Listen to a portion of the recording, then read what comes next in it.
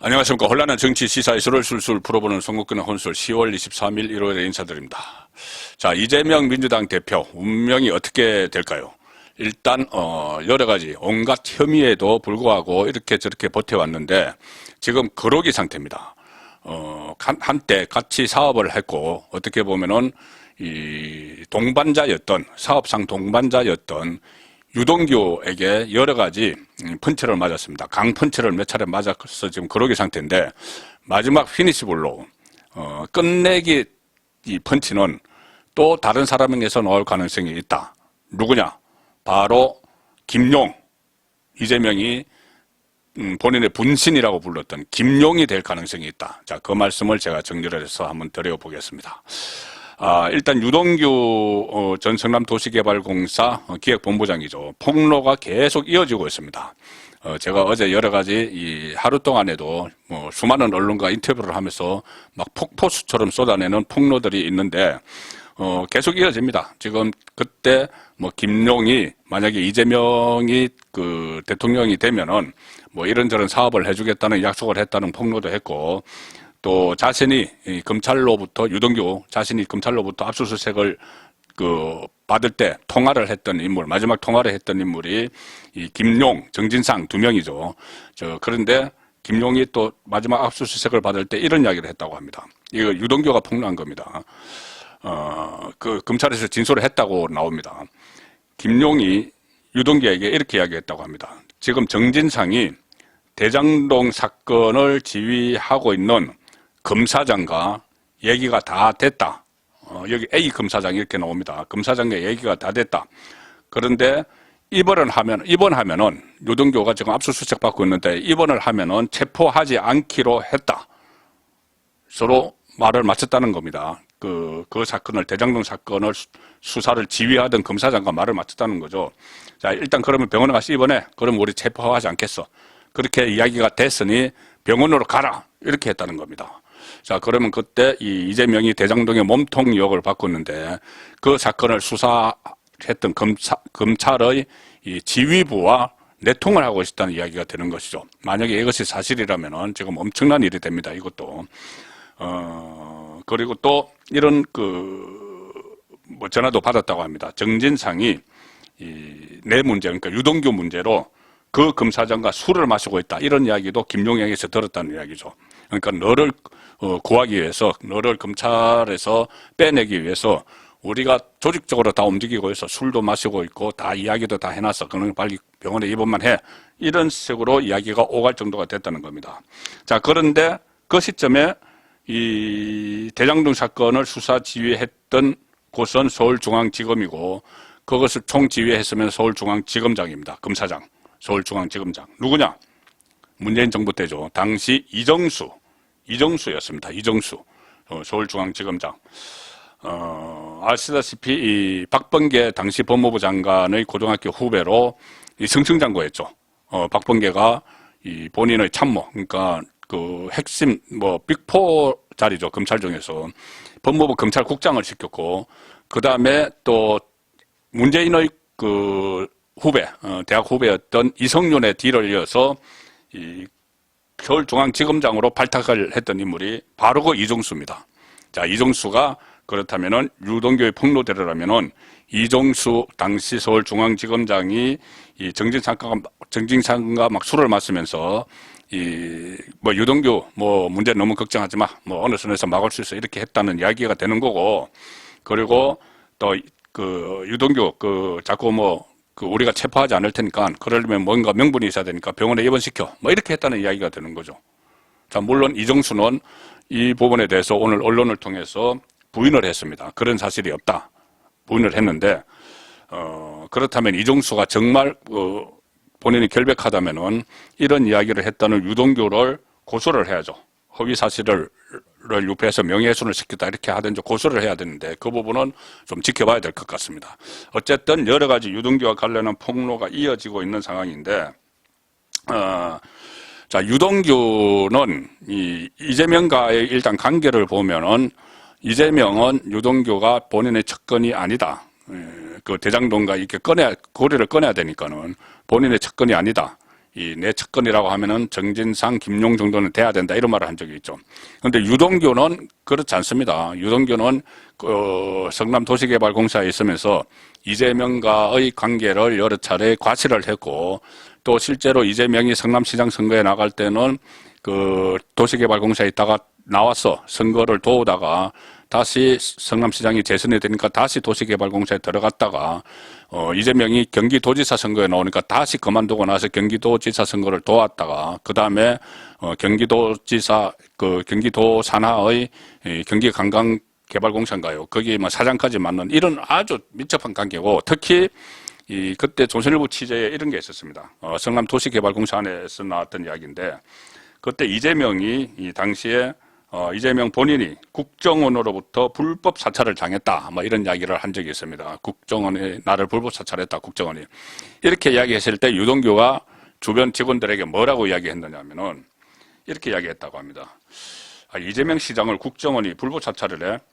내가 이재명이 대통령이 되면은, 유동규 이야기입니다. 내가 국정원에 들어가서 기획실장을 맡아서 그 조직을 확 뒤집어 놓겠다. 이 새끼들 다 뒤집어 놓겠다. 이렇게 이야기를 했다는 정언이 조선일보가 TV조선에 쓴 거 보도를 했죠. 자, 국정원 기획조정실장은 정말 막강한 자리죠. 그래서 그것을 이재명이 대통령 되면은 내가 항상 그 대통령의 핵심 측근들이 맡는 자리입니다. 거기 들어가서 국정원, 본인이 국정원에 직접 들어가서 이재명을 사찰을 한 국정원 조직을 확 뒤집어 놓겠어. 이 새끼들. 이렇게 했다는 이야기죠. 뭐 그것을 뭐 호가호위 뭐 이렇게 할 수도 있지만 그 정도 친분이 있는 그 상황이라고 볼 수가 있는 거죠. 이재명은 뭐 불리한 상황에 몰리지 않기 위해서 측근이 아니다 했지만은 상당히 가까웠던 인물이다. 이것은 뭐 정황상 또는 어떤 뭐 자리를 주는 이런 것으로 보면은 다 드러난 거고. 자, 그런 유동규가 지금 이재명에 대해서 이 폭로를 이어가는 이유는 일단은 뭐 여러 가지를 볼 수가 있습니다.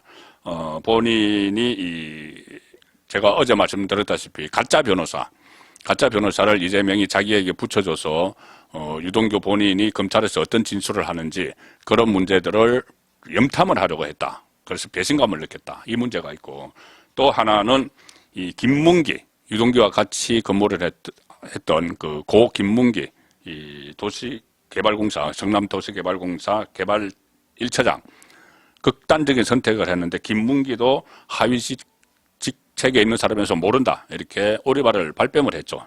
이재명이 거기에 실망을 해서 이 폭로를 한 계기가 됐다 이렇게 이야기하는데, 자, 실제로는 물론 이런 것도 계기가 됐겠죠. 계기가 됐는데 실제로는 일종의 이 플리바게닝 비슷한 게 있었을 가능성이 있습니다. 물론 딱 해서 검찰과 약속을 해서 했다기보다는 그런 것보다는 그 플리바게닝이라는 게 좀 그 원래 뜻과 맞지 않을 수가 있는데, 유동규가 모든 것을 다 덮어 쓰고 가게 되면은 유동규는 막 한 20년 정도 앞으로 감옥에서 있어야 되는 그런 상황이 됐고, 그것이 본인에게 다 덮어 씌우는 것 같은 느낌.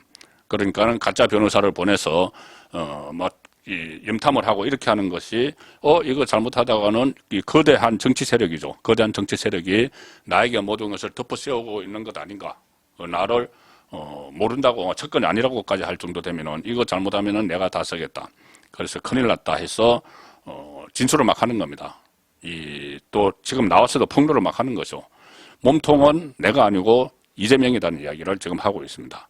그렇다면, 자, 이 상황에서 유동규가 이재명과 그렇게 가까운 사이인데, 이것을 본인이 살기 위해서 폭로를 합니다. 그러면 제2의 유동규가 될 가능성, 김용이 돈을 준, 유동규에게 돈을 받은, 유동규가, 돈을 건네받은 김용 8억 4,700만 원인가요?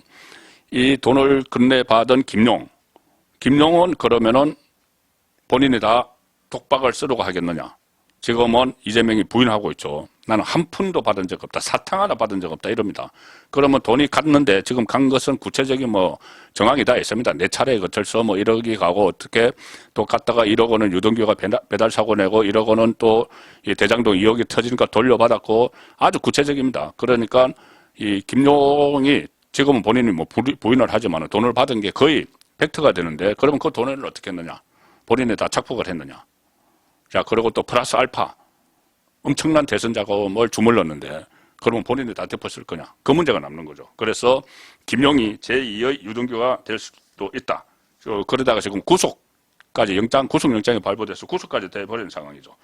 이렇게 되면은 유동규가 알았던 그 고민, 했던 고민을 지금 김용이 하고 있습니다. 있을 수밖에 없습니다. 본인이 다 덮었을 건가? 독박을 쓸 건가?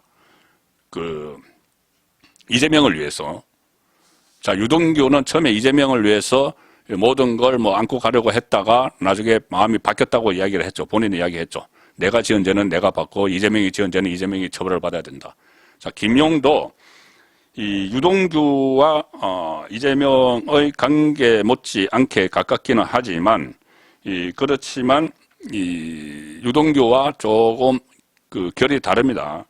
일단 유동규는 지금 특정범죄가중처벌법상 뇌물수수 혐의 이것 외에도 특가법상 배임 혐의로 기소돼서 재판을 받고 있습니다. 상당히 큰 형량을 받을 수가 있죠. 대장동 개발 사업을 추진하면서 화천대유가 막대한 개발 이익을 얻도록 각종 특혜를 몰아줘서 도시개발공사에 손해를 입힌 혐의가 배임인데 그런데 이게 본인이 다 했다. 다 이 설계를 해서 본인이 독박을 감수하면 배임의 꼭대기에는 유동규가 있게 되는 거죠. 그럼 유동규가 모든 책임을 다 지고 교도소에 계속 있어야 됩니다. 중형을 각오를 해야 되는 거죠. 자, 그런데 그렇게 하면은 본인이 다 했다고 다 이야기를 해야 되는데 그랬다가는 지금 이제 큰일 나겠다 싶으니까 진실을 밝히는 겁니다. 내가 한 부분도 있지만 대부분은 이재명이 다 했고 지금 대선 자금 이것도 이재명이 모를 리 없다. 뭐 본인이 한 푼 뭐 10원 한 푼 안 받았다. 그것은 참 기가 막힐 노릇이다. 이런 식의 반응을 보이고 있죠. 그래서 유동규는 언론 인터뷰에서 내가 벌 받은 건 받은 거고 내가 받고 같이 지은 죄는 같이 벌을 받고 내가 안 한 거는 덮었으면 안 되고 이재명 명령으로 한 것은 이재명이 죄를 받아야 된다. 이렇게 독박 거부 입장을 밝혔습니다. 자, 이 유동규도 한때는 뭐 독박을 뭐 각오를 했던 것 같죠.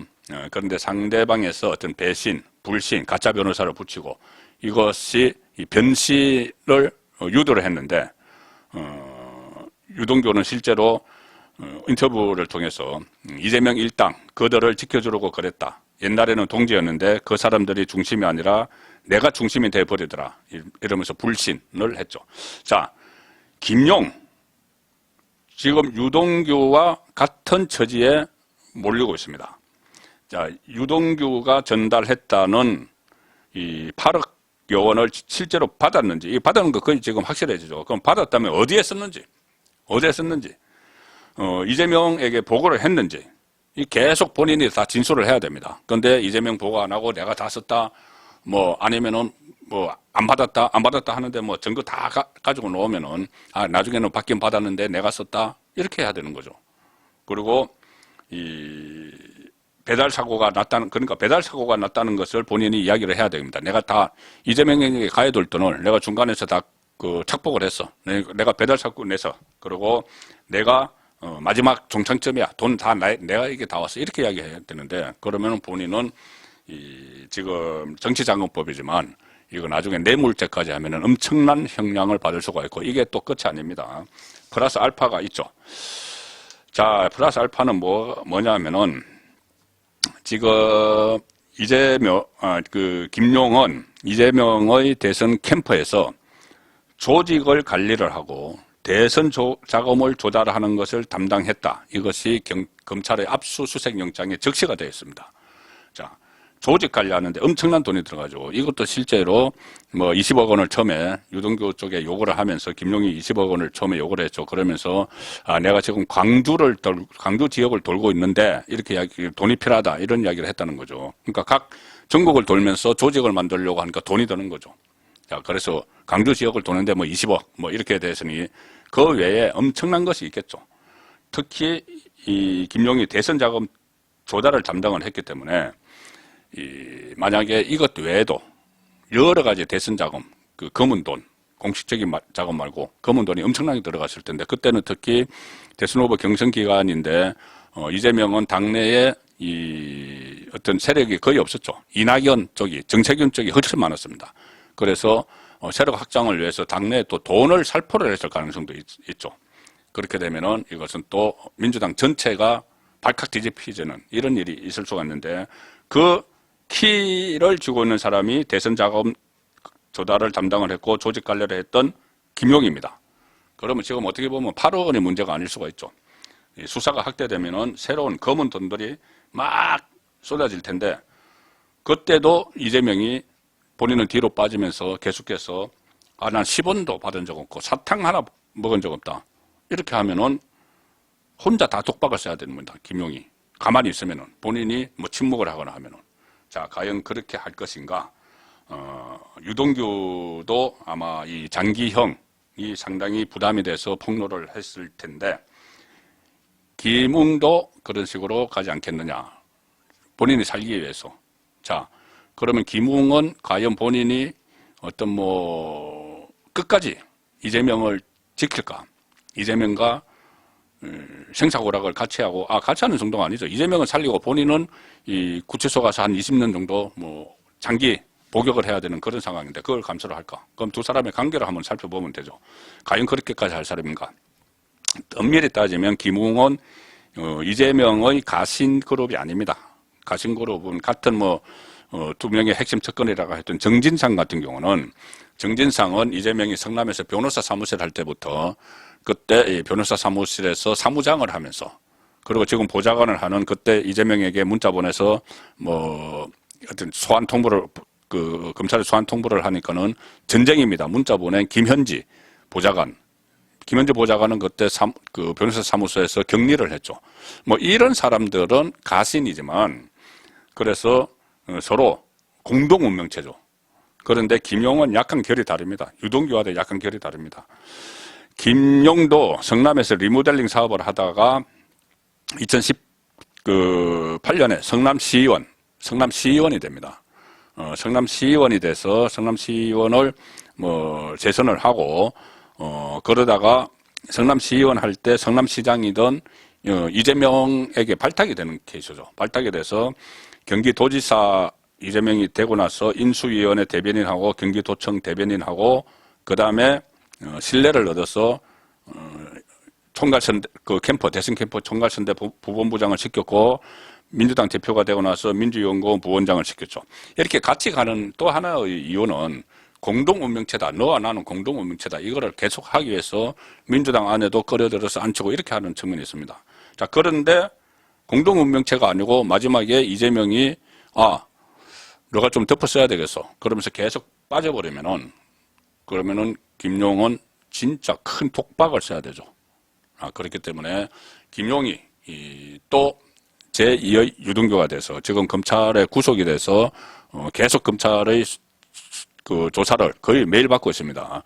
검찰에 새로운 또 사실을 폭로를 할 그럴 가능성이 저는 충분히 있다고 봅니다. 그래서 이 유동규의 여러 가지 강펀치를 맞고 비틀거리고 있는 이재명을 완전히 다운시킬 수 있는, 넉다운시킬 수 있는 사람은 마지막 펀치는 김용이 날릴 수도 있다.